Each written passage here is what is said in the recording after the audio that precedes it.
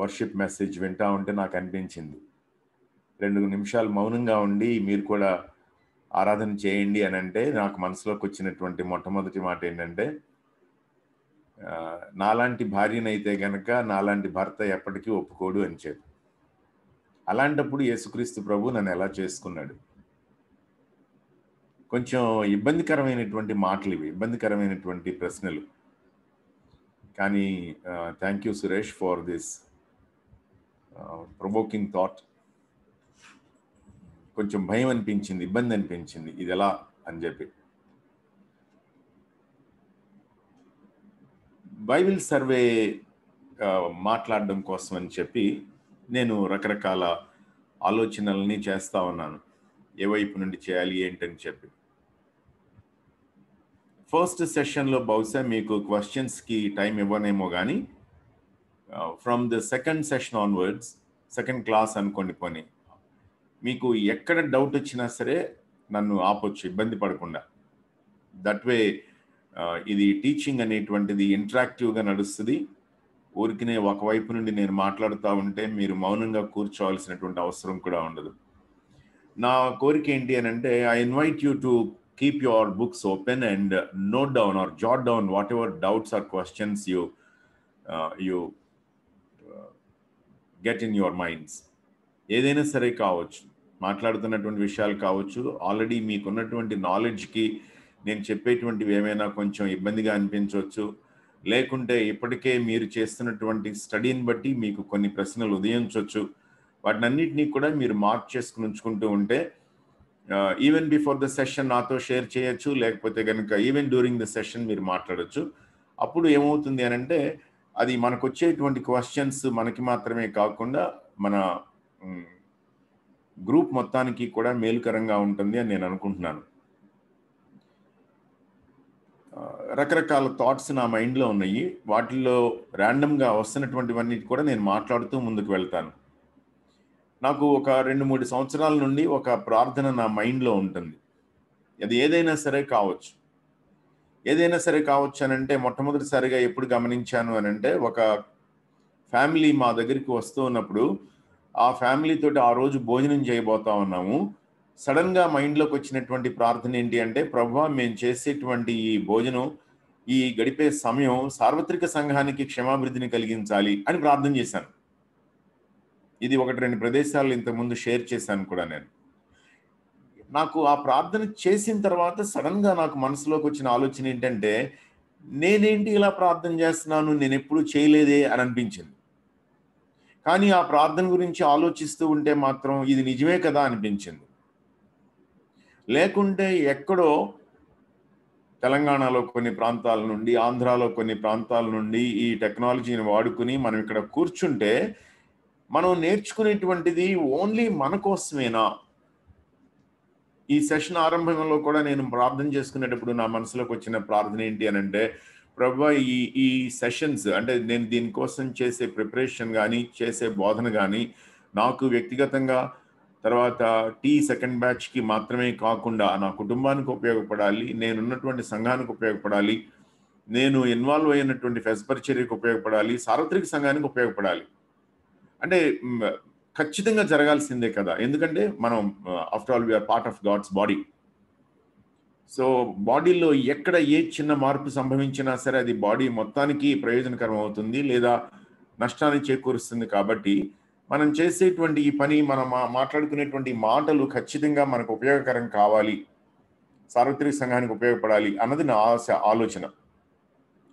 So మనం ఈ కోర్స్ని, స్టడీని approach చేసేటప్పుడు అదే విధమైనటువంటి ఆలోచనతో మనం ముందుకు వెళ్దాము.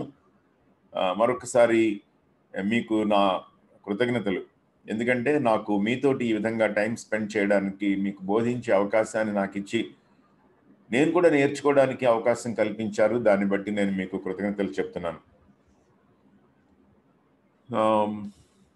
స్క్రీన్ షేర్ చేస్తున్నాను. ఇవాళ మొదటిసారిగా ఒక కొత్త సాఫ్ట్వేర్ని ట్రై చేశాను.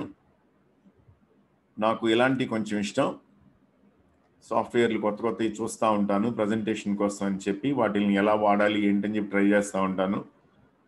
మీరు కూడా ఈ విధంగా భవిష్యత్తులో ఎక్స్పోజిటర్స్ అవ్వబోతున్నారు కాబట్టి, లేదా already expository preaching first batch graduates ఉన్నారు కాబట్టి, లీడర్స్ ఉన్నారు కాబట్టి, కొత్త కొత్త సాఫ్ట్వేర్స్ మీరు వాడడానికి ప్రయత్నం చేయాలి. వాటిని ఉపయోగించాలి. ఉపయోగించి చర్చ్కి ఎంత మేలు జరగడానికి అవకాశం ఉందో అంత మేలు జరిగేలా ట్రై చేయండి. కాగుల్ అని అంటారు ఈ సాఫ్ట్వేర్ని. ఈ కార్నర్లో ఉన్నటువంటిది మీరు గమనించవచ్చు. COGGLE kagul.it. ఊరికనే చేయొచ్చు. బ్రౌజర్ బేస్డ్ అనమాట ఇది.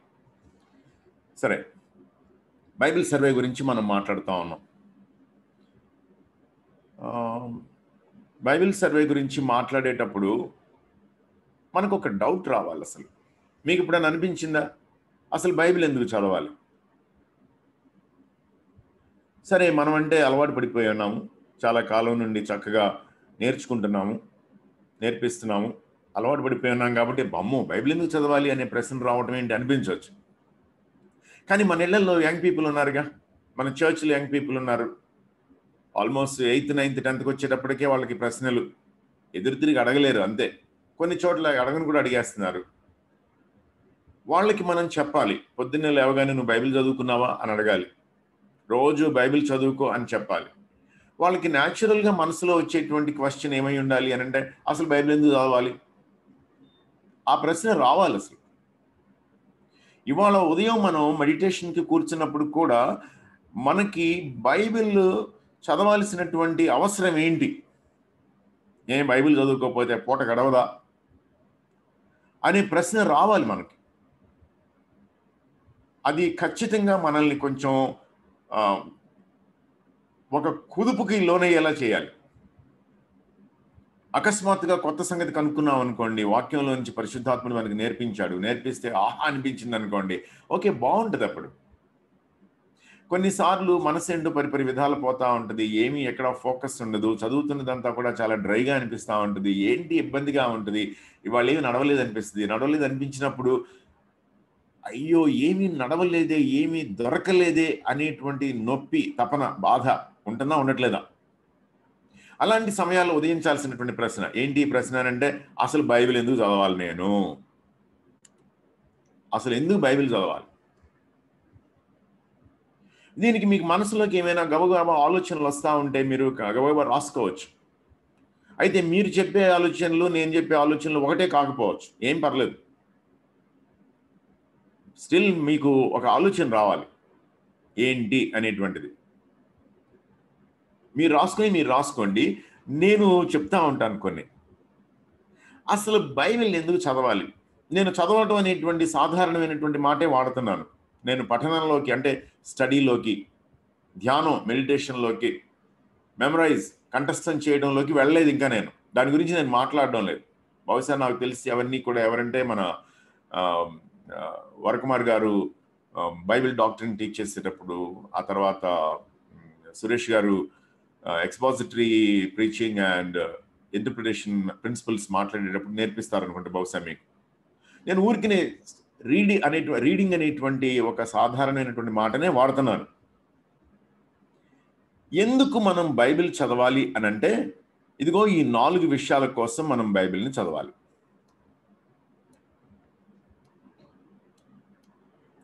ఏంటి 4 విషయాలు అని అంటే, బైబిల్ దేవుని మాట కాబట్టి.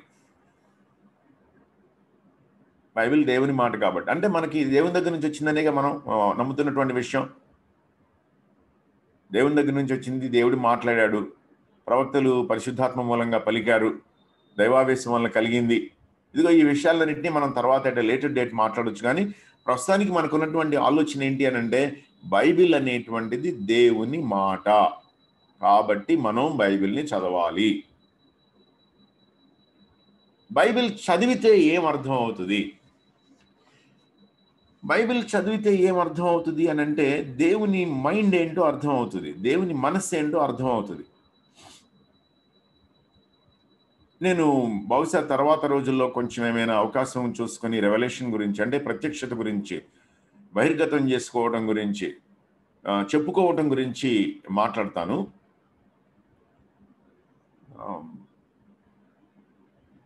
ఇందాక ఈవినింగ్ చదువుతా ఉంటే అకస్మాత్తుగా ఆయన జే ప్యాకర్ గారు అంటున్నటువంటి మాట అనమాట.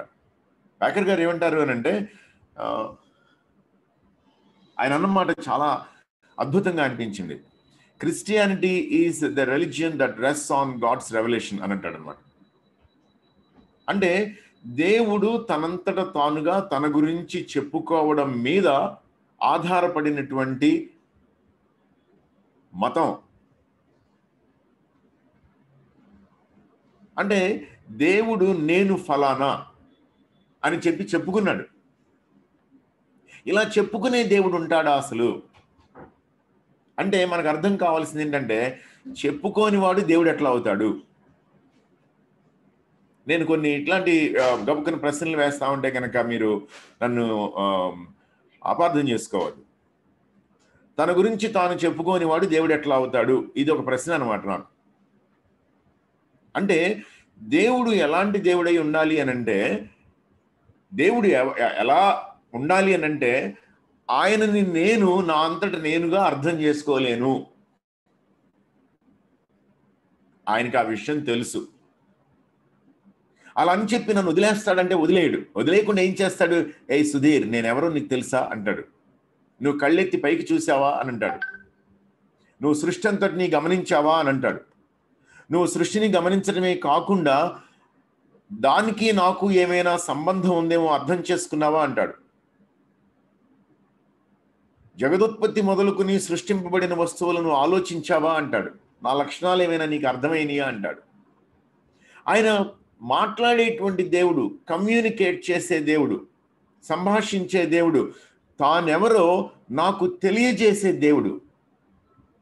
తెలియచేయకపోతే దేవుడు కాడు. తన గురించి తాను తెలియచేస్తాడు. ఎందుకంటే that's his nature, that's his personality. ఆయన వ్యక్తిత్వం అది, ఆయన స్వభావం అది. ఏంటి ఆయన స్వభావం? ఆయన ప్రేమ. నేనంటే ఆయనకి ఇష్టం. అందుకని ఏం చేస్తాడనంటే, సుధీర్కి తానేంటో అర్థం కావాలి అన్నది ఆయన కోరిక. ఇది నాకు అర్థం కావాలి అనేటువంటి ఉద్దేశ్యంతో ఆయన ఏం చేశాడంటే, మొత్తం తయారు చేసి పెట్టాడు, జాగ్రత్తగా రెడీ చేసి పెట్టాడు. నేను అప్పుడప్పుడు రైటింగ్ స్కిల్స్ కూడా టీచ్ చేస్తాను. రైటింగ్ స్కిల్స్ టీచ్ చేయడం అంటే ఏంటంటే, క్రిస్టియన్ లీడరు రాయాల్సినటువంటి అవసరం ఉంది, సంఘం కోసం, సమాజాన్ని ఉద్దేశించి ఇలా రాయాలి అనేటువంటివి నేర్పిస్తాను అన్నమాట. నేను దాని గురించి నేను తయారు చేసుకునేటప్పుడు, సిద్ధపడేటప్పుడు నాకు అకస్మాత్తుగా వచ్చినటువంటి ఆలోచన ఏంటంటే, అసలు నేను ఎందుకు రాయాలి? ఎందుకంటే దేవుడు రాసే దేవుడు కాబట్టి. అవునా కాదా? ఆలోచించండి మీరు. దేవుడు రాసే దేవుడు, దేవుడు రాయించే దేవుడు. అంటే రాసే దేవుడు అంటే ఏం చేశాడంటే, ఆయన మోషేని పైకి పిలిచి బండల మీద తన చేత్తోనే రాశాడు. 2 సార్లు తన చేత్తోనే రాశాడు. ఆ తర్వాత మోషేకి ఏం చెప్పాడంటే, ఇశ్రాయేలీల సంచార క్రమాన్ని రాయమన్నాడంట. రైట్ అబౌట్ దేర్ ట్రావెల్స్ అని అన్నాడంట మోషేతోటి. మోషే రాసుకొచ్చాడు, గబగబ తయారు చేశాడు. అంటే ఏంటంటే, God is interested in keeping a record of things. దేవుడికి ఆయా విషయాల గురించినటువంటి రికార్డ్ మెయింటైన్ చేయడం ఇష్టం. ఎందుకు? నా కోసం. ఇది మనకు అర్థం కావాలి.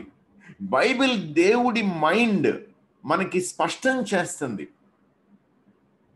బైబిల్ దేవుని వాక్యం అని మనం అనుకుని చదివేటప్పుడు బైబిల్లో మనకి ఆయన మనస్సు అర్థమవుతా ఉంటుంది. ఆయన ఎవరో అర్థమైపోతా ఉంటుంది. ఆయన ఆలోచన అర్థమవుతా ఉంటుంది. ఆయన అభిష్టం అర్థమవుతా ఉంటుంది.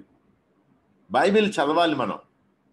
అది ఎప్పుడైనా సరే బైబిల్ చదవాల్సిందే. నేను అప్పుడప్పుడు ఏం చెప్తా ఉంటానంటే, యంగ్ పీపుల్తో మాట్లాడేటప్పుడు, ఇదిగో ఇప్పుడో రేపో అనేటప్పుడు అనేలా నువ్వు ఒక కాలు భూమి మీద, ఒక కాలు సమాధిలో పెట్టి ఇంకా చచ్చిపోవడానికి సిద్ధమయ్యేటప్పుడు కూడా నాకు బైబిల్ అక్కర్లేదు అనడానికి కుదరదు. అప్పటికీ నీకు బైబిల్ కావాల్సిందే. ఎందుకు అనంటే, అప్పటికీ నీకు బైబిల్లో దేవుని మనస్సు ఏంటో అర్థం అవుతూనే ఉంటుంది. పూర్తిగా అర్థం చేసేసుకోవు నువ్వు. Why should we read the Bible in the 21st century? ప్రతి దానికి గూగుల్ దగ్గరికి పరిగెత్తేటువంటి మనం దేవుడి కోసమని గూగుల్ దగ్గరికి పరిగెత్తగలమా అని అంటే కనుక అయ్యే పని కాదు, నాకు కుదరదు. దేవుడు బైబిల్ని గూగుల్ కోసం రాయించలేదు. దేవుడు బైబిల్ని నా కోసం నీ కోసం రాయించాడు అన్నమాట. నిక్షిప్తం చేశాడు, లిఖించి నిక్షిప్తం చేశాడు. God's word and God's mind. మనం బైబిల్ని చదువుతూ ఉంటే బైబిల్లో గాడ్స్ పర్పస్ తెలిసిపోతుంది. గాడ్స్ పర్పస్ తెలుస్తుంది. ఏంటి గాడ్స్ పర్పస్? భూమి నాలాంటి వాళ్ళతోటి నిండాలి అనేటువంటిది దేవుడి కోరిక. ఇప్పుడు దాన్ని మీ మీదకి తిప్పుతాను నేను. భూమి మీలాంటి వాళ్ళతో నిండాలి అనేటువంటిది దేవుడి కోరిక, అవునా కాదా? గాడ్స్ పర్పస్ అది. అంటే దీనికి నేను మల్టిప్లికేషనే కాకుండా రెప్లికేషన్ అనేటువంటి మాట కూడా వాడతాను. మల్టిప్లికేషన్ అంటే ఏంటంటే విస్తరించండి, భూమిని నిండించండి, లోపరచండి, మీరు అభివృద్ధి ఏంటంటే చెప్పేశాడు అక్కడ. బాగానే ఉంది. మల్టిప్లికేషన్ మాత్రమే కాదు, రెప్లికేషన్ అంటే అర్థం ఏంటి తెలుసా? సుధీర్ 10 మంది సుధీర్లను తయారు చేసేసేయాలి. ఏం జరుగుతుంది దాన్ని బట్టి? భూమి దేవుని గురించినటువంటి జ్ఞానంతో నిండిపోతుంది. మనుషులతోటి భూమి నిండాలని అన్నదా దేవుడి కోరిక? దేవుని ఇమేజ్ కలిగినటువంటి మనుషులు భూమిని నింపాలి. ఆ ఇమేజ్ అంటే ఆయన యొక్క స్వరూపం, ఆయన పోలిక దెబ్బతింటే యేసుక్రీస్తు ప్రభు వలన అది రెస్టోర్ చేయబడుతూ ఉంటే ఆయన పోలికలోనికి ఎదుగుతూ ఉన్నటువంటి మనం మనతోటి భూమి నిండిపోవాలి. అప్పుడు భూమి మీద దేవుని గురించినటువంటి జ్ఞానం, యెహోవాను గురించినటువంటి జ్ఞానం నిండుతుందంట. God's purpose. నేను పెళ్లి చేసుకోవాలి అనేటువంటిది నా పట్ల దేవుడికి పర్పస్ అన్నమాట. వీడు పెళ్లి చేసుకోవాలి, వీడు ఒంటరిగా ఉండకూడదు. ఒంటరిగా ఉంటే కనుక ఇన్కంప్లీట్ ఫెలో వీడు. దేవుడు గాడ్స్ పర్పసెస్ ఇవన్నీ కూడా. నేను దేవునితోటి నా సంబంధాన్ని రెస్టోర్ చేసుకోవటమే కాకుండా వేరే వాళ్ళ వైపుకి తిరిగి దేవుడు నీ కోసం వెయిట్ చేస్తున్నాడు, కమ్ లెట్ us గో అని చెప్పి తీసుకుని వెళ్ళగలిగి ఉండాలి. God's purpose. God's purpose. ఈ పర్పస్ని నెరవేర్చడానికి గాడ్స్ ప్లాన్ ఏంటి? గాడ్స్ ప్లాన్ ఏంటి? ఏ విధమైనటువంటి ప్రణాళికని రచించాడు ఆయన? ఏ విధమైనటువంటి విధానంలో దీన్నంతటిని నడిపించాలి అని చెప్పి కోరుకుంటున్నాడు ఆయన? ఇవి మనకు అర్థం కావాల్సినటువంటి విషయాలు. మనకు అర్థం కావాలి.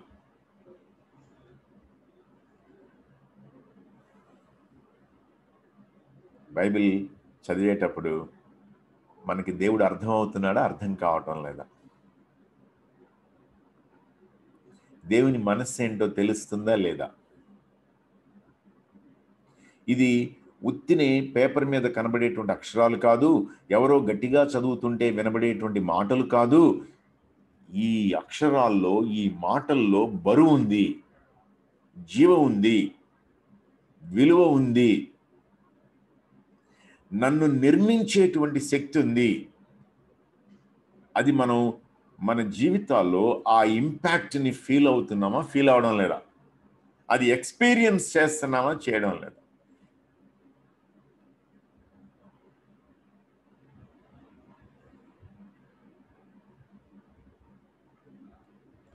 సెపరేట్ చేయటం అంటే వేరుపరచడం అన్నమాట. వేరుపరచడం అంటే ఏంటి?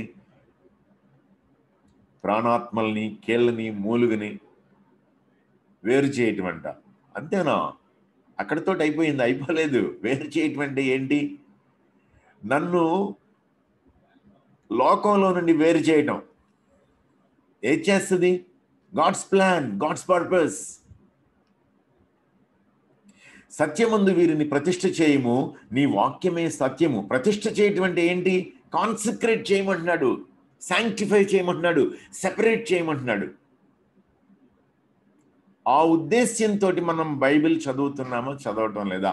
అది మన అనుదిన జీవితంలో అనుభవిస్తున్నామా, అనుభవించడం లేదా? వాక్యం మనం చెప్పే చోట ఆ విధమైనటువంటి మార్పు ప్రభావం కనబడుతుందా, కనబడటం లేదా? అది అక్కడ ముఖ్యమైనటువంటి విషయం. సో ఆలోచించండి. మీరు ఖచ్చితంగా బైబిల్ చదివేటప్పుడు ఈ గౌరవం, ఈ పవిత్రత, ఈ ఇష్టం కనబడుతున్నాయా, కనబడటం లేదా? ఒకవేళ అంత సీరియస్నెస్ అనిపించటం లేదు అంటే మనకి జరుగుతుందిగా, మనకి కొంతకాలం తర్వాత things we get use to things. మనం we get use to God, we get use to Bible, we get use to Bible study. దేవుడన్నా, దేవుని వాక్యం అన్నా, దేవుని వాక్య పఠనం అన్నా ఒక రకమైనటువంటి రట్లో పడిపోతాం, మనం అలవాట్లో పడిపోతాం. దానివల్ల ఏమవుతుందంటే ఈ సీరియస్నెస్ కొన్నిసార్లు లోపించడానికి అవకాశం ఉంటుంది. ఈ సీరియస్నెస్ లోపించడానికి అవకాశం ఉంటుంది. మిమ్మల్ని మీరు ఈ క్షణంలో చెక్ చేసుకోవాల్సినటువంటిది ఏంటి అని అంటే, ఇంత శ్రద్ధతో, ఆసక్తితో, గౌరవంతో వాక్యాన్ని నేను అప్రోచ్ అవుతున్నానో అవడం లేదు. సో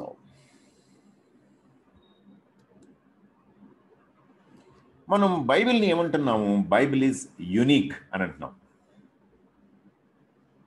ఎందుకు దీన్ని మాట్లాడాల్సి వచ్చింది అని అంటే, బైబిల్ లాంటిది మరొకటి లేదు అని చెప్పి మనం అంటున్నాం. కానీ బయట ఇతర విశ్వాసాలకు చెందినటువంటి సహోదరులు ఏమంటున్నారు? ఒక విశ్వాసానికి చెందిన వాళ్ళైతే మాకు వేదాలు ఉన్నాయి, మాకు గీత ఉంది అని అంటున్నారు. ఇంకొక విశ్వాసానికి చెందిన సహోదరులు ఏమంటున్నారంటే, మాకు ఖురాన్ ఉంది, మేము చదివేది దాదాపుగా ఒకటే, చాలా వరకు ఒకటే అని అంటున్నారు. మరి వేరే విశ్వాసానికి చెందిన వాళ్ళకి జెండ్ అవస్థ, ప్రాచీనమైనటువంటి ప్రతులు కాదు, ప్రాచీనమైనటువంటి పుస్తకాలు, గ్రంథాలు చాలా కనబడుతున్నాయి, మనకి వినబడుతున్నాయి, పోటీకి వస్తున్నాయి. ఇన్నింటిలోనూ ఎందుకు బైబిల్ అసమానమైనది, ప్రత్యేకమైనది, మిగిలిన వాటితోటి ఏ విధంగానూ కూడా పోల్చడానికి అవకాశం లేకుండా ఉన్నతమైనటువంటి స్థానంలో ఉంది? మనం దాన్ని కూడా అర్థం చేసుకోవాలి. ఏంటి విషయం అని అంటే,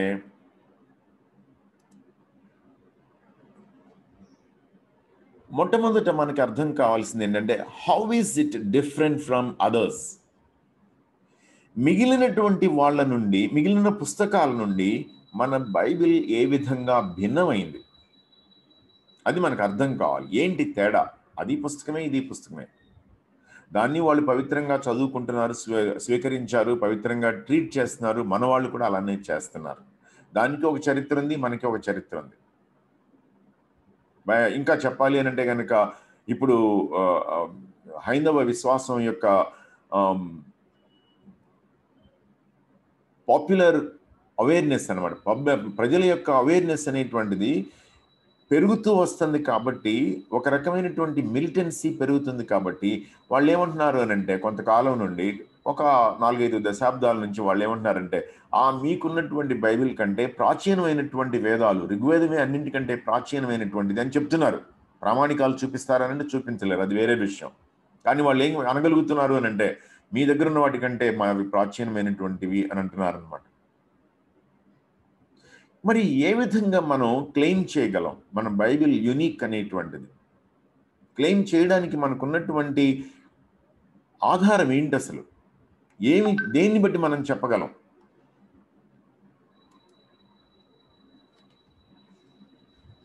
ఇంకొకటి మనకు అర్థం కావాల్సిన విషయం ఏంటి అని అంటే, what is the impact of this book over the ages? ఈ శతాబ్దాలన్నింటిలోనూ కూడా బైబిల్ యొక్క ప్రభావం మానవ చరిత్ర మీద ఎలా ఉంది? ఒక ఆయన అయితే ఒక పుస్తకమే రాశాడు. Bible the book that shape the European civilisation అని చెప్పి, అంటే ఐరోపా నాగరికతని రూపుదిద్దినటువంటి పుస్తకం బైబిల్ అని చెప్పి ఆయన ఆ చారిత్రకమైనటువంటి ఆధారాలు అన్నింటినీ తీసుకుని వచ్చి ఒక పుస్తకం తయారు చేశాడు. ఎలాగూ నాగరికతని షేప్ చేసింది బైబిల్ అనేటువంటిది. బైబిల్ ఇంపాక్ట్ ఎంపైర్స్ మీద, సామ్రాజ్యాల మీద ఎలా ఉంది? బైబిల్ ఇంపాక్ట్ అనేటువంటిది ఆయా రకాల చట్టాల వెనక ఎలా ఉంది? బైబిల్ ఇంపాక్ట్ అనేటువంటిది వ్యక్తుల జీవితాల మీద ఎలా ఉంది? ఎప్పటి నుండి మనం మాట్లాడుతున్నాం? మనం మాట్లాడుతూ ఉంది న్యూ టెస్టిమెంట్ కూడా కంప్లీట్ అయిపోయిన తర్వాత పీరియడ్ గురించి మనం మాట్లాడుతున్నాం. అంటే ఒక 2000 సంవత్సరాలు అనుకోండి. ఈ 2000 సంవత్సరాల కాలంలోనూ 20 శతాబ్దాల్లో బైబిల్ ఏ విధమైనటువంటి ప్రభావాన్ని మానవ చరిత్ర మీద చూపించుకుంటా వచ్చింది? మార్టిన్ లూథర్ గారిని ప్రస్తావించారు సురేష్ గారు. మార్టిన్ లూథర్ గారు చేసినటువంటి ఆ బోల్డ్ కాన్ఫ్రంటేషన్ వలన, అంటే ధైర్యంగా ఆయన ఎదుర్కొన్నటువంటి విధానం వలన ఏం జరిగింది అంటే రిఫర్మేషన్ అని అంటున్నాం మనం. రిఫర్మేషన్కి తెలుగు మాట చాలా బాగుండదు, మతోద్ధరణ అని అంటారు అనమాట. బాగాలేదు ఆ మాట. రిఫర్మేషన్ జరిగింది, సంఘ సంస్కరణ జరిగింది. బాగుంది. సంఘ సంస్కరణ జరిగింది అని అంటే దాన్ని చరిత్ర ఏమంటుంది అని అంటే, అంతకు ముందే ఇంకొక రెనేసెన్స్ జరిగింది. రెనేసెన్స్ అని అంటే ఏంటంటే పునరుజ్జీవనం. దాన్ని కల్చరల్ రెనేసెన్స్ అని అన్నారు. అంటే కాన్స్టాంటినోపుల్ అనేటువంటి పట్టణాన్ని అరబ్బులు ఆక్రమించుకొని దానికి ఇస్తాంబుల్ అని పేరు పెట్టుకున్నారు. పెట్టుకొని ఏం చేశారంటే దానికి అటుపక్కన ఉన్నటువంటి అలెగ్జాండ్రియా అని, కాన్స్టాంటినోపుల్లో ఉన్నటువంటి లైబ్రరీస్ని, మొనాస్ట్రీస్ అంటే ఆశ్రమాలని వాళ్ళు తగలబెట్టడానికి మొదలు పెడితే ఏం జరిగింది అంటే ఎందుకు తగలబెట్టాల్సి వచ్చింది? ఈ పవిత్ర యుద్ధాలు, క్రూసైడ్లు జరిగిన తర్వాత వీళ్ళు ఎదురు తిరిగి జిహాదులు చేయడం మొదలుపెట్టి వాటిని తగలబెట్టడం మొదలు పెడితే వాటిల్లో ఉన్నటువంటి వాళ్ళందరూ సన్యాసులు, అంటే క్యాథలిక్ మంక్స్ అన్నమాట. ఏం చేశారంటే వాళ్ళ దగ్గర ఉన్నటువంటి సాహిత్యం అంతా తీసుకుని వాళ్ళు ఆ ప్రాంతంలో నుంచి ఐరోపాలోకి పారిపోయి వచ్చారు. వాళ్ళ ద్వారా వచ్చినటువంటి సాహిత్యాన్ని ఐరోపాలో ఉన్నటువంటి దేశాలని చదువుకుని సాంస్కృతిక పునరుజ్జీవనం అనేది సంభవించింది. కల్చరల్ రెనెసెన్స్ సంభవించింది. అది సంస్కృతికి చెందినటువంటిది అనమాట. చరిత్రకారులు ఏమంటారు అని అంటే, మార్టిన్ లూథర్ గారి వలన జరిగినటువంటి రిఫర్మేషన్ అనేటువంటిది మోరల్ రెనెసెన్స్ అని అంటారు. నైతికమైనటువంటి పునరుజ్జీవనం. అది పుస్తకాల ద్వారా ప్రజల యొక్క ఆలోచన విధానం కానీ లేకపోతే వాళ్ళ అభిరుచులు కానీ మార్పు చెందినవి అని అంటే కనుక అది కల్చరల్ రెనెసెన్స్. కానీ రిఫర్మేషన్ వల్ల ఏం జరిగింది అంటే బైబిల్ సామాన్య ప్రజల చేతుల్లోకి వచ్చేసింది. వాళ్ళ భాషలో వాళ్ళ చేతుల్లోకి వచ్చేసింది. రాగానే ఏం జరిగింది అని అంటే స్పిరిచువల్ రెనెసెన్స్, మోరల్ రెనెసెన్స్ జరిగింది. అందరూ క్రైస్తవులు అయిపోలేదు, కానీ బైబిల్ ఇంపాక్ట్కి గురైనటువంటి సమాజం నైతికంగా పునరుజ్జీవనం చెందింది. అప్పటికే మధ్యయుగాలతోటి 11, 12, 13 శతాబ్దాలతోటి నలిగిపోతున్నటువంటి యూరప్ ఒక్కసారి గాలి పీల్చుకుంది, ఆక్సిజన్ అందిందనమాట వాళ్ళకి బైబిల్ రూపంలో. మనకి బైబిల్ యొక్క ఇంపాక్ట్ అర్థం కావాలి. ఎందుకు యునిక్? ప్రపంచ గతుల్ని, స్థితిగతుల్ని నిర్దేశించినటువంటి పుస్తకం ఏంటి అని అంటే కనుక బైబిల్. మనకు ఇవి అర్థం కావాలి. చరిత్ర, దీని వెనుకున్నటువంటి బలమైనటువంటి చరిత్ర మనకు అర్థం కావాలి. అంటే భారతదేశపు చరిత్రనో లేకపోతే కనుక మూలాలను తృణీకరించమని అని కాదు మనం చెప్పే విషయం. ఇక్కడ నవ్వుకున్న ఆ కోణంలోకి వెళ్ళిపోకూడదు. మనకు అర్థం కావాల్సింది ఏంటంటే, మనం భారతదేశంలో ఉంటూనే ఇంత రిచ్ లెగసీ హిస్టరీ ఉన్నటువంటి భారతదేశంలో బ్రతుకుతూ కూడా మనం బైబిల్ని చదువుతున్నాము అని అంటే, బైబిల్ని చదవాల్సి వచ్చింది అని అంటే కనుక ఏంటి కారణం? ఇంత ప్రభావం ఎందుకు చూపించగలిగింది బైబిల్? అది మనకు అర్థం కావాలి. దీంతో పాటుగా స్పాన్ లేదా స్కోప్ నేను మాట్లాడుతున్నాను. అంటే స్పెక్ట్రమ్, యాక్చువల్గా చెప్పాలంటే విస్తృతమైనటువంటి పరిధి. దాని గురించి మాట్లాడాలి అని అంటే ఏం మాట్లాడొచ్చు అని అంటే బ్యాక్గ్రౌండ్స్ మాట్లాడొచ్చు మనం. ఏంటి బ్యాక్గ్రౌండ్స్ అని అంటే, రాసినటువంటి రచయితలు లేదా దాన్ని అందుకున్నటువంటి మొట్టమొదటి ప్రజలు వాళ్ళ బ్యాక్గ్రౌండ్స్ యొక్క తేడా అన్నమాట. మీరు గమనించుకుంటా వచ్చినట్లయితే పెంటెట్యూక్ ఉందనుకోండి, అంటే మొట్టమొదటి 5 కాండాలు ఉన్నాయి అనుకోండి, ఎవరి వరకు మాట్లాడుతూ వచ్చినాయి అంటే అదిగో ఆ గొర్రెల మధ్యలో గొర్రెల్ని పెంచుకుంటా అటు ఇటు తిరుగుతూ వచ్చినటువంటి సంచార జీవులుగా ఉన్నటువంటి సంచార జాతిగా ఉన్నటువంటి ఇశ్రాయేలీయుల గురించి మాట్లాడు.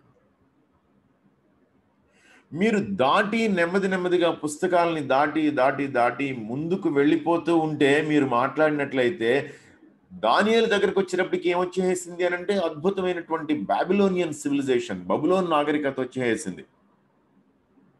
ఆ మధ్యలో ఆయా రకాల ఈజిప్షియన్ సివిలైజేషన్ ఇటువంటివన్నీ చాలా వచ్చినాయి, వెళ్ళిపోయినాయి అనుకోండి. బబులోన్ నాగరికత వచ్చింది. బబులోన్ నాగరికతలో నుంచి ముందుకు వచ్చేటప్పటికి రోమన్ సివిలైజేషన్, రోమన్ ఎంపైర్ వచ్చింది. అంటే రాసిన రచయితలలోనూ ఒక వైడ్ స్పెక్ట్రమ్ వెరైటీ మనకి కనబడుతుంది.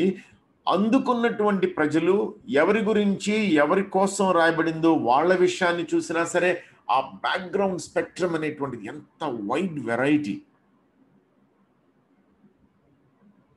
మనకి టైం కూడా అర్థం కావాలి. మీరు గమనించినట్లయితే మొట్టమొదటి పుస్తకాలని రాసినటువంటి రచయిత రాస్తున్న కాలానికి చిట్ట చివరి రచయిత ఎక్కడ మనం ప్రకటన గ్రంథం దగ్గరికి వచ్చేటప్పటికి యోహాన్ అన్నమాట. ఆయనకి ఎంత టైం గ్యాప్. సో రచయితల యొక్క బ్యాక్గ్రౌండ్ వెరైటీ ఉంటుంది, చేంజింగ్ టైమ్స్ యొక్క వెరైటీ ఉంటుంది, స్పాన్ అన్నమాట. మనకి ఈ స్పెక్ట్రమ్ మనకి అర్థం కావాలి, మనం గ్రహించుకోవాలి ఇది ఈ స్థాయిలో జరిగిందన్నమాట అని చెప్పి. అంతేకాదు మనకు అర్థం కావాల్సినటువంటి విషయం ఏంటి అని అంటే, నేను ఇంకా చాలా వరకు ఇక్కడ మీకు మెన్షన్ చేయలేదు. స్టైల్స్ మాట్లాడదాం ముందు. స్టైల్స్ అని అంటే ఒక్కొక్క రచయితది ఒక్కొక్క రకం స్టైల్. వంగూరి గారు ఏదైనా ఒక వ్యాసం రాశారనుకోండి, అది చదువుతా ఉంటే అరే అయిపోయింది అంటే అప్పుడే అనిపిస్తుంది.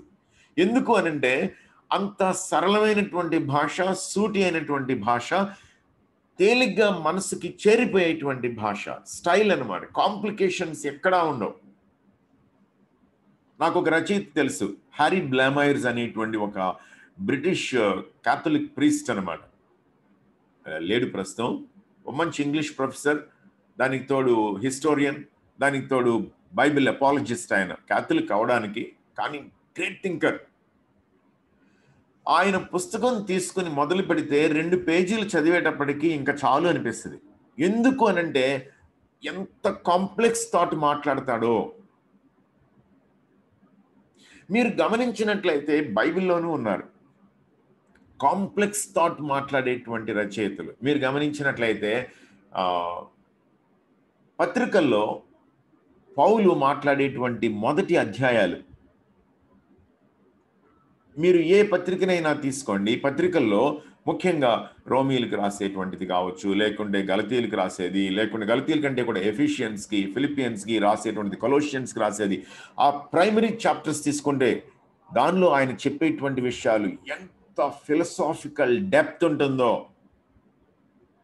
ఎఫిషియన్స్లో అంతా మాట్లాడి చివరికి 5వ అధ్యాయంలోకి వచ్చి అంటాడు బూతులు మాట్లాడొద్దని అంటాడు.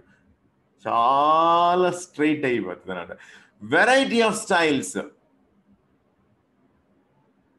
వాళ్ళని కొట్టు, వాళ్ళ పిల్లల్ని బండకేసి కొట్టు అని అంటాడు అనమాట కీర్తనల్లో.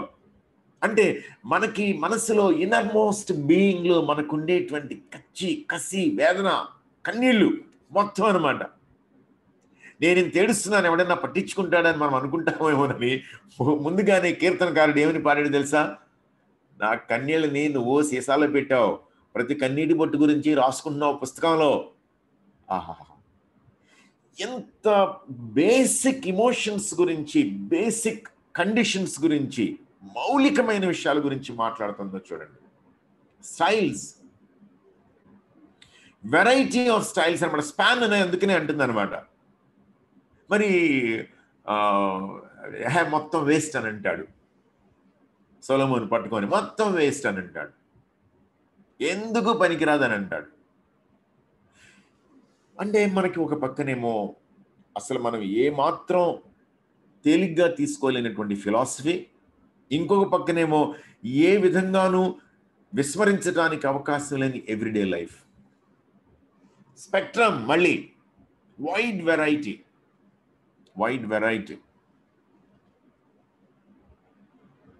మళ్ళీ స్టైల్స్ గురించి మాట్లాడేటప్పుడే ఎప్పుడు పాడాడు యెహోవా నా కాపరి అని చెప్పి, ఇవాల్టి వరకు ఇంకా మనుషులు కొత్తగా 23వ కీర్తనని పాటగా రాసుకొని పాడుకుంటూనే ఉన్నారు. ఏ కాలానికి ఆ కాలం, ఏ భాషకి ఆ భాష, ఇంకా ఇంకా ఇంకా పాడుతున్నారు. ది యునిక్నెస్ ఆఫ్ బైబిల్ యొక్క యునిక్నెస్ అన్నమాట మనం మాట్లాడుతున్నటువంటి విషయాలు.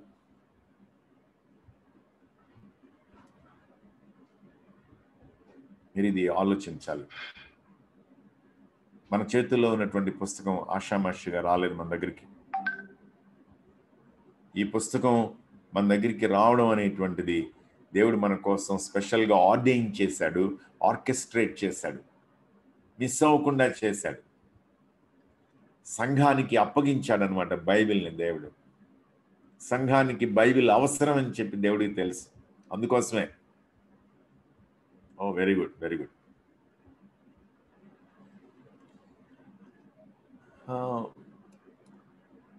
బైబిల్స్ అన్నమాట పెట్టాను నేను కావాలని చెప్పి. అంటే నేను I'm not talking about translations, I'm not talking about versions. Bibles అంటే నా సెన్స్ ఏంటి అని అంటే ఇవన్నమాట. నా సెన్స్ ఏంటంటే యూదులు ఉపయోగించేటువంటి బైబిల్, క్యాథలిక్స్ ఇప్పటికీ ఉపయోగిస్తున్నటువంటి బైబిల్, ప్రొటెస్టెంట్స్ ఉపయోగించే బైబిల్. మనం వీటిని డీటెయిల్డ్గా చూద్దాము.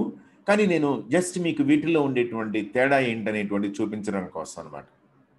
జూయిష్ బైబిల్ అని అంటే యూదులు వాడేటువంటి బైబిల్ అచ్చంగా ఓల్డ్ టెస్ట్మెంట్ మాత్రమే.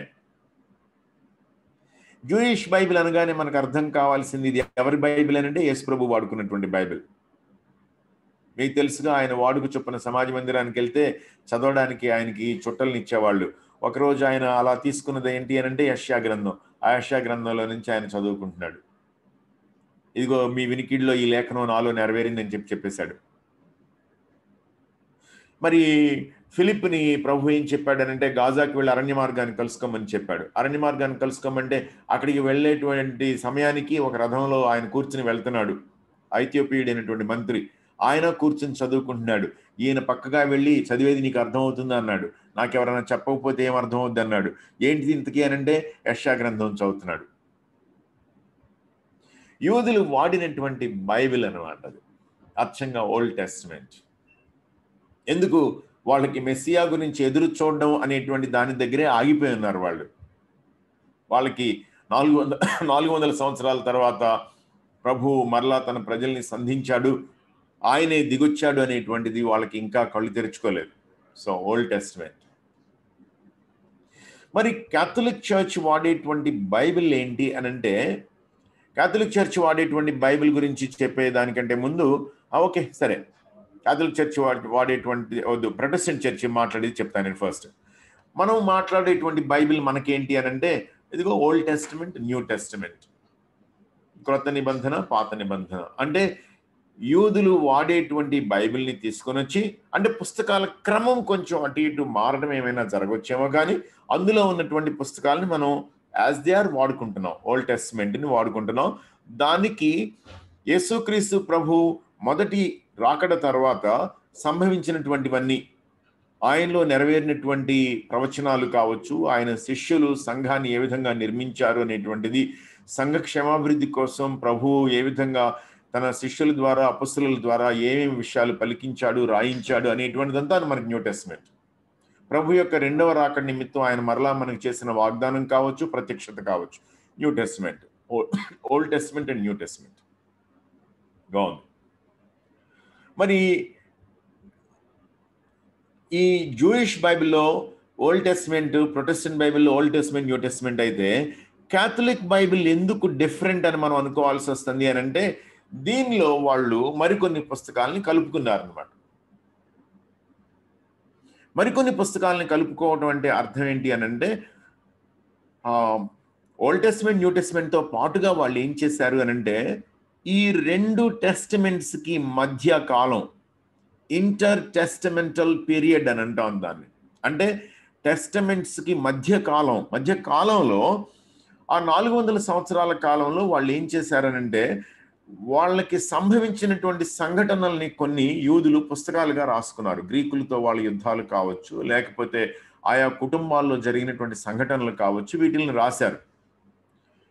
అవి సూడెపిగ్రఫా అనేటువంటి మాటతోటి ఉదహరిస్తారు.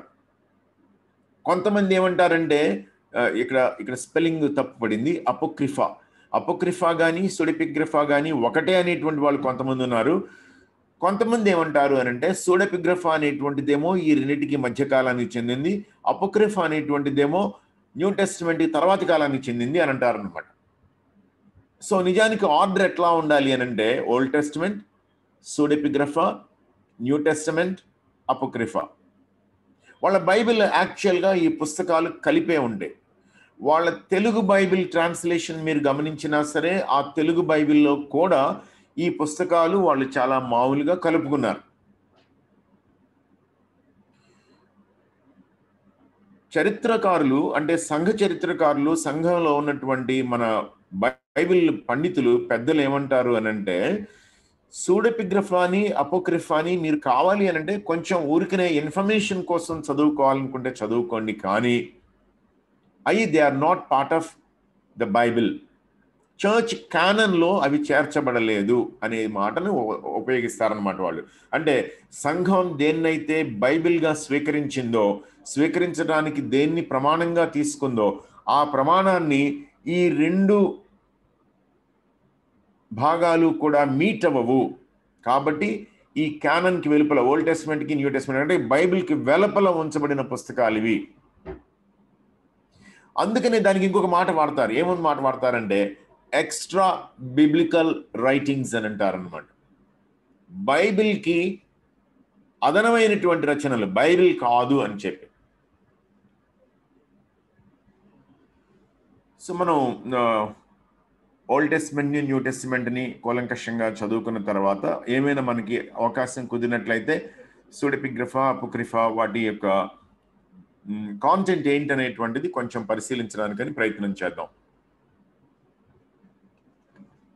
మంచిది. ఇప్పుడు మనకి ఇంకొక విషయం మాట్లాడతాను నేను. ఇది మాట్లాడుతూ ఉండగా నాకు వచ్చినటువంటి ఆలోచన ఇంకొకటి ఏంటి అని అంటే ఎందుకు బైబిల్ యూనిక్ అనేటువంటిది మనం ఆలోచించాలి అని అంటే స్పాన్ గురించి మాట్లాడేటప్పుడే మనం ఇంకొక విషయం మనం ఆలోచించాలి. ఏమని ఆలోచించాలి అంటే యూనిటీ గురించి ఆలోచించాలి. ఈ స్పాన్లో బ్యాక్గ్రౌండ్స్లో స్పెక్ట్రమ్, టైంలో స్పెక్ట్రమ్, స్టైల్స్లో స్పెక్ట్రమ్. ఓకే, ఇప్పుడు దీనిలో మనం మాట్లాడేటప్పుడు ఏం మాట్లాడాలి అని అంటే యూనిటీ గురించి మాట్లాడాలి. యూనిటీ అని అంటే ఏంటంటే అంతర్లీనంగా ఓల్డ్ టెస్ట్మెంట్ని, న్యూ టెస్ట్మెంట్ని కలుపుతూ మొదటి నుండి చివరి వరకు ఉన్నటువంటి కొన్ని అంశాలు, ఆ విషయాలు మనకు అర్థం కావాలి. అవేంటి అనేటువంటిది థిమాటిక్గా మనం తర్వాత మాట్లాడడానికి కుదిరినప్పుడు మనం ఆలోచిద్దాం. కానీ ఆ యూనిటీ అనేటువంటిది మాత్రం మొదటి నుండి చివరి వరకు అంశాల రూపంలో యూనిటీ అనేటువంటిది కొనసాగుతుంది. ఏ విషయాన్ని తీసుకున్నా సరే మనకి దాన్ని మన వరకుమార్ గారు స్క్రిప్చర్ డాక్టరీని టీచ్ చేసేటప్పుడు ఖచ్చితంగా వాటిల్లో ఉన్నటువంటి వాటిని అన్నిటినీ ఆ యూనిటీ మొత్తాన్ని కూడా ఆయన మీకు ఖచ్చితంగా చూపిస్తారు అని చెప్పి నేను నమ్ముతా ఉన్నాను.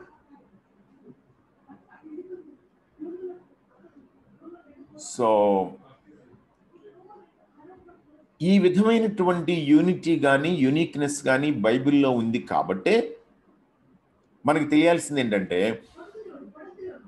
ఇంటర్ప్రిటేషన్ దగ్గరకు వచ్చినప్పుడు అంటే బైబిల్ని మనం అర్థం చేసుకోవడానికి ప్రయత్నించినప్పుడు కూడా దానికి తగినటువంటి విధానంలోనే మనం కొన్ని నియమాలకి లోబడి అర్థం చేసుకోవడానికి ప్రయత్నించాలి.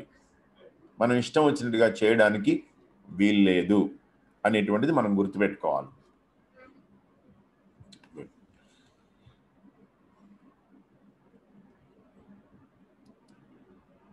మనం ఎలా చేయబోతున్నాం? మన సర్వే ఏ విధంగా ఉండబోతుంది అనేటువంటి దానికి మనం మాట్లాడదాం. ఒక నిమిషం, మరి ఒక నిమిషం కాదులేండి, నేను దాని గురించి మాట్లాడాల్సింది నిజానికి.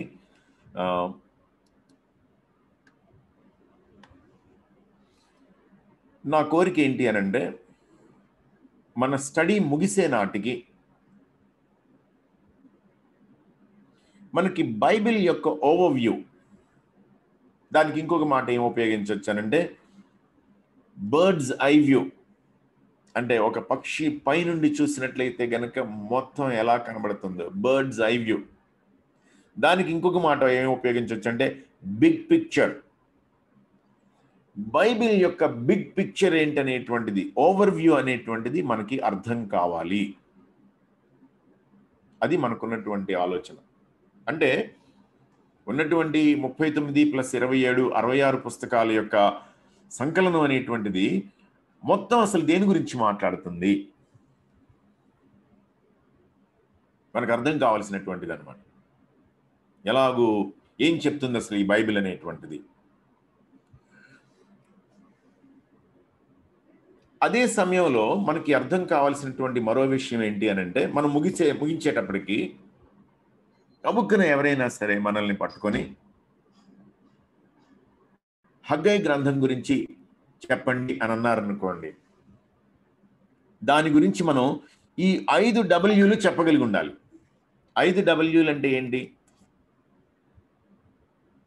ప్రతి పుస్తకానికి 5 Wలు అన్నమాట. అంటే హూ, ఎవరు రాశారు, అంటే ఆ రచయిత ఎవరు. హూమ్, ఎవరి కోసం రాశాడు. 3 వెన్, ఎప్పుడు రాశాడు, అంటే ఏ కాలానికి చెందినటువంటి రచయిత ఆయన. ఆ తర్వాత వై, ఎందుకు రాశాడు ఆయన. డబ్ల్యూ, ఇంకొక డబ్ల్యూ. 5వది ఏంటంటే వాట్, దాని కీ ఏంటి అసలు. ప్రతి పుస్తకానికి ఈ 5 మన మనసుల్లో నిక్షిప్తం కావాలి. మనం ఆ విధంగా చదువుకోవడానికి ప్రయత్నం చేద్దాం. ఏ పుస్తకం తీసుకున్నా సరే ఈ 5 మన మైండ్లోకి వచ్చేసేయాలి క్విక్గా. ఎవరైనా సరే ఒక బుక్ని మెన్షన్ చేస్తున్నారు అని అంటే, ఎస్తేరు గ్రంథం అనగానే ఎవరు రాశారు, ఎవరి కోసం రాశారు, ఎప్పుడు రాశారు, ఏమి రాశారు, ఎందుకు రాశారు, 5ంటికి ఆన్సర్ మనకి తెలిసిపోవాలి అంటే మన మైండ్లో ఉండాలి. దాన్ని బట్టి మనం ఏం చేయగలుగుతామనంటే ఉన్నటువంటి 66 పుస్తకాలని కనెక్ట్ చేసుకోగలుగుతాం.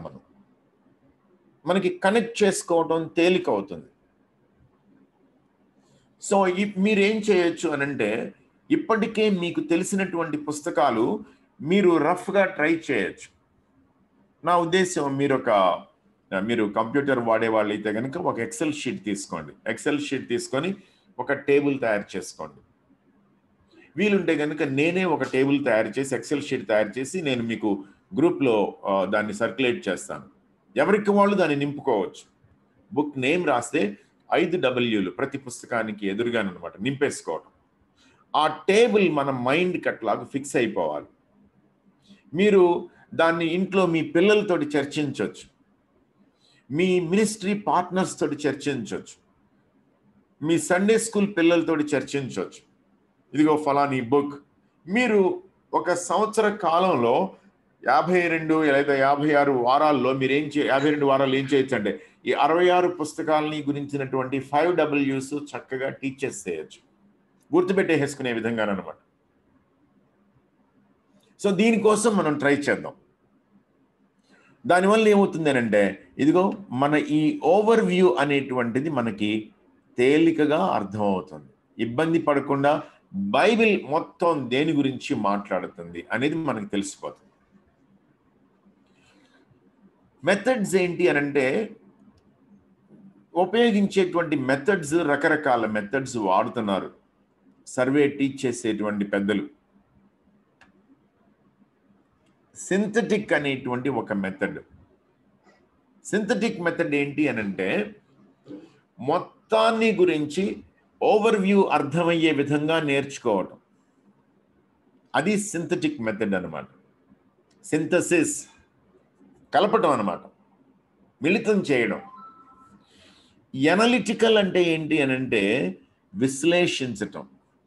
దానికి కొంతమంది పెద్దలు ఏమని పేరు పెట్టారంటే వర్స్ బై వర్స్ సర్వే అని అన్నారనమాట. అంటే ఇప్పుడు మీరు చేయబోయేటువంటి పని ఆల్రెడీ మనకున్నటువంటి ఫస్ట్ బ్యాచ్ గ్రాడ్యుయేట్స్ కానీ ఇప్పటికే అలవాటు పడిపోయినటువంటి ఎక్స్పాజిటరీ ప్రీచింగ్ నేర్చుకొని లేదా ప్రాక్టీస్ చేస్తూ ఉన్నటువంటి పెద్దలు కానీ చేసే విధానం ఏంటి అని అంటే వర్స్ బై వర్స్, వచనం తర్వాత వచనాన్ని విపులీకరిస్తూ నేర్పించటం, సర్వే చేయటం అన్నమాట. చాలా విస్తృతమైనటువంటి రీతిలో జరిగేటువంటిది అది. వర్స్ బై వర్స్ అంటే కనుక అది ఎన్ని సంవత్సరాలు పడుతుందో తెలియదు, అంత విస్తృతమైనటువంటి రీతిలో జరుగుతుంది. అనలిటికల్. టాపికల్ చెప్పే ముందు టిపికల్ చెప్తాను నేను. యాక్చువల్గా టిపికల్ అనేటువంటిది దేని గురించి మాట్లాడుతుంది అని అంటే టైప్స్ గురించి మాట్లాడుతుంది. ఏంటి టైప్స్ అని అంటే క్రొత్త నిబంధనలో వచ్చేటువంటి అంశాలకి ఛాయారూపకంగా ఉన్నటువంటివి పాత నిబంధనలో ఏమున్నాయో వాటిని ఏమంటామంటే టైప్స్ అని అంటాం. ఇస్సాకు ఫర్ ఎగ్జాంపుల్ కుమారుడిగా అర్పించబడుతున్నాడు అనమాట. అక్కడ తండ్రి కుమారుడిని అప్పగించేసేయటం. వాగ్దాన పుత్రుడు, షాడో ఆఫ్ ద కమింగ్ వాగ్దాన పుత్రుడు, రాబోతున్నటువంటి వాగ్దాన పుత్రుడికి ఛాయారూపంగా ఉన్నటువంటిది.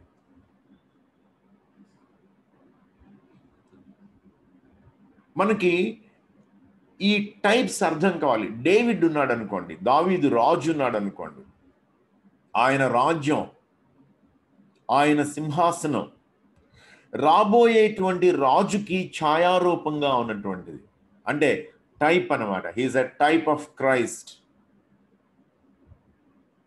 ఇశ్రాయేలు సర్వసమాజం అనేటువంటిది రాబోతున్నటువంటి సర్వసమాజం, క్రైస్తవ సర్వసమాజం, సంఘానికి ఒక ఛాయారూపం, టైప్.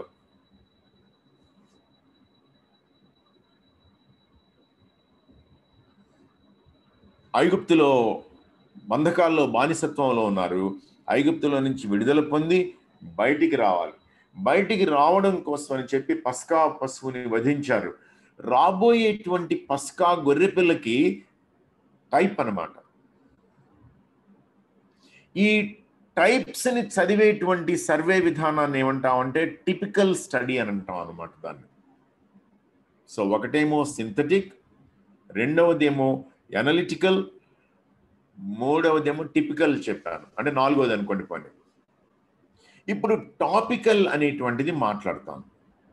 టాపికల్ అంటే అర్థం ఏంటి అని అంటే ఏదైనా ఒక టాపిక్ తీసుకొని ఆ టాపిక్ని మొదటి నుండి చివరి వరకు చదవడం అనమాట.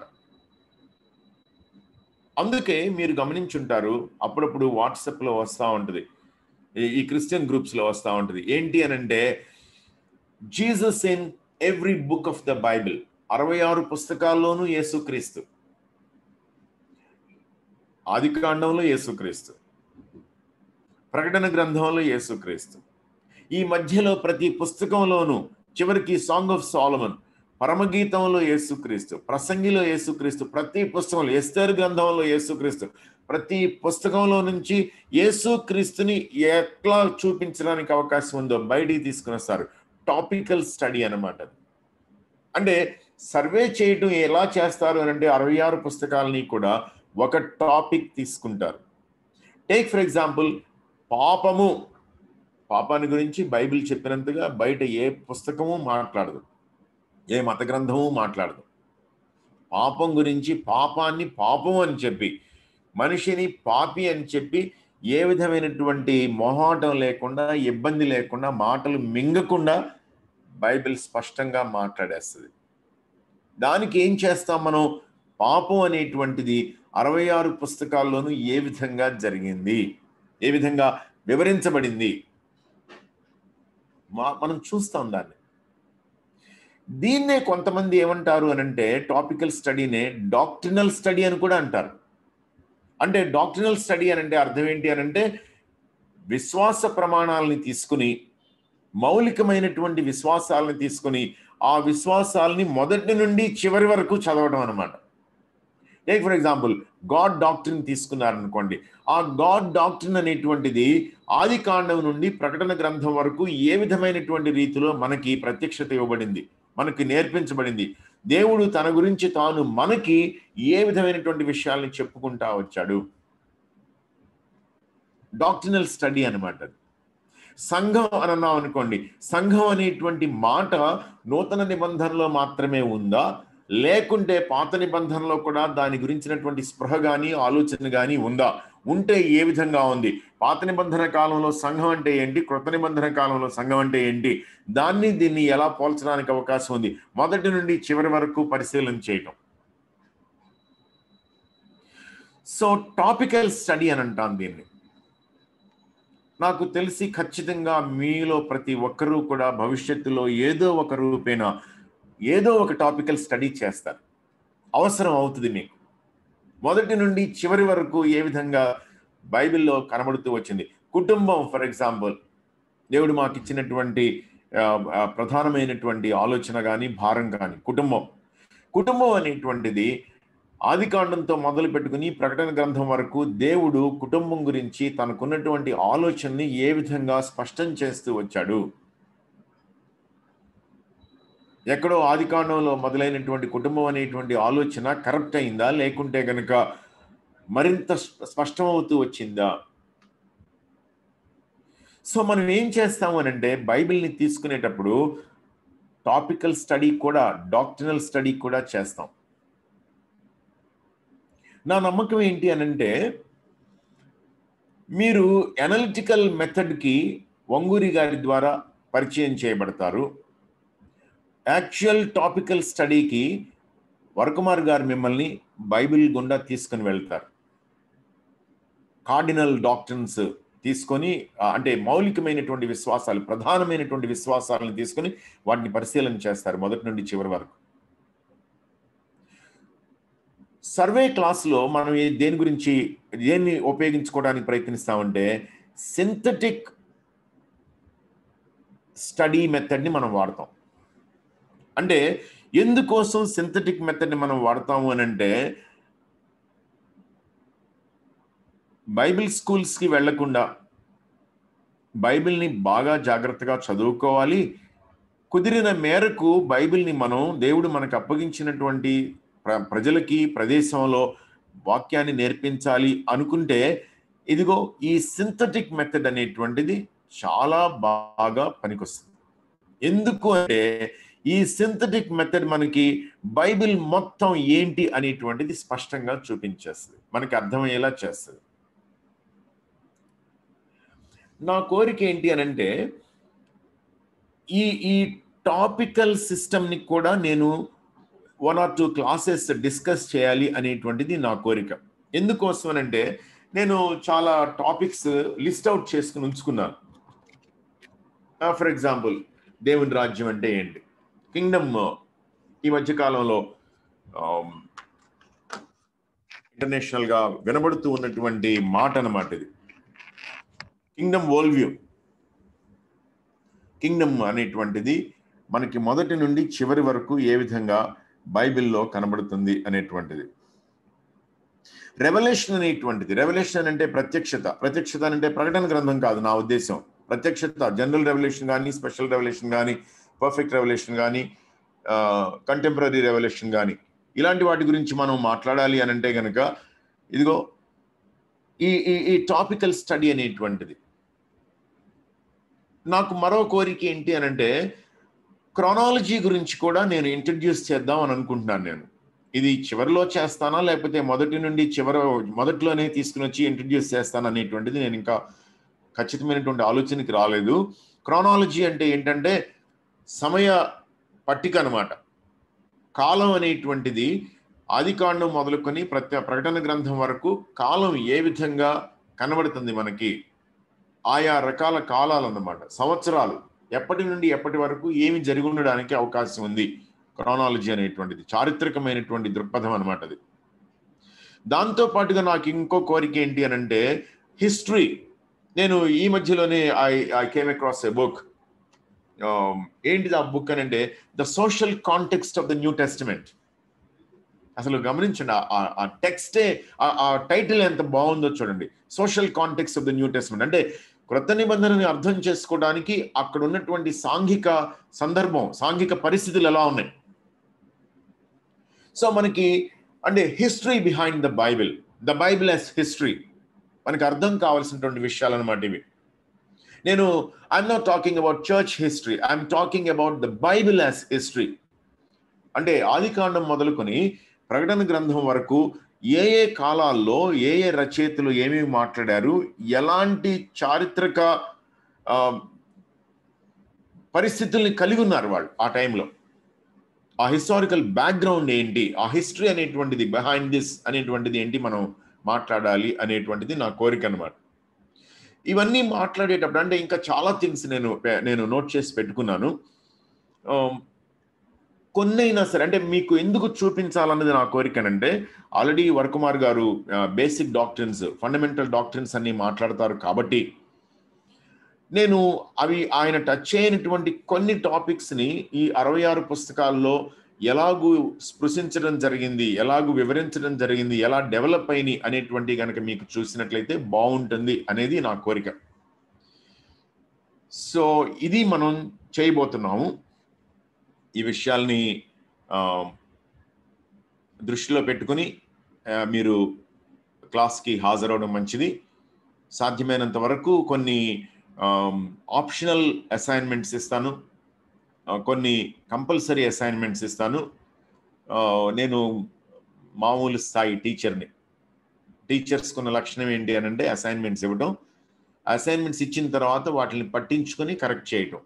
సో మీరు దయచేసి దీన్ని దృష్టిలో పెట్టుకోండి. నేను ఖచ్చితంగా అసైన్మెంట్ ఇచ్చానంటే అసైన్మెంట్ అడుగుతాను. ఆప్షనల్ అసైన్మెంట్ అంటే ఏంటంటే మీరు చేస్తే బాగుంటుందని చెప్తాను, చేశారో చేయలేదని అడుగుతాను. కంపల్సరీ అసైన్మెంట్ అయితే మాత్రం మీరు దయచేసి దాన్ని నాకు సబ్మిట్ చేయండి అని చెప్పి టైం ఇస్తాను. మీరు ఆ టైంలో సబ్మిట్ చేయడం మంచిది. మీరు ప్రొఫెషనల్స్, తర్వాత రకరకాల జాబ్స్లో ఉన్నారు, రకరకాల మినిస్ట్రీస్లో ఉన్నారు, మీలో కొంతమంది ఫుల్ టైం పాస్టర్స్ ఉన్నారు.